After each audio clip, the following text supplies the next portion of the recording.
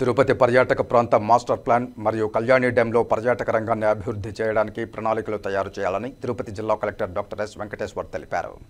బుధవారం సాయంత్రం తిరుపతి కలెక్టరేట్లోని సమావేశ మందిరంలో జాయింట్ కలెక్టర్ శుభం బన్సల్తో కలిసి జిల్లా టూరిజం కౌన్సిల్పై సమావేశం నిర్వహించారు. ఈ సందర్భంగా జిల్లా కలెక్టర్ డాక్టర్ ఎస్ వెంకటేశ్వర్ మాట్లాడుతూ, జిల్లాలో పర్యాటక రంగాన్ని మరింత అభివృద్ధి చేయడం కోసం తిరుపతి టూరిజం మాస్టర్ ప్లాన్ తయారీ కోసం వివిధ శాఖల నుండి సమాచార సేకరణ తర్వాత ప్రణాళికాబద్ధంగా మాస్టర్ ప్లాన్ త్వరితగతిన తయారు చేయాలని తెలిపారు.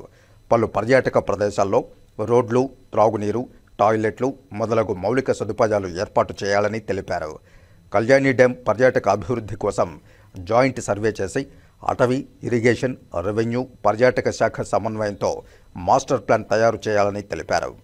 చంద్రగిరి కోటలో లైట్ షో వీలైనంత త్వరగా ప్రారంభించాలన్నారు. పర్యాటక ప్రదేశాల్లో విడతల వారీగా ప్లాస్టిక్ నివారణ దిశగా చర్యలు చేపట్టాలన్నారు. ఈ కార్యక్రమంలో regional director tourism Ramana Prasad, DTCO Janardhan Reddy, సంబంధిత శాఖ అధికారులు పాల్గొన్నారు.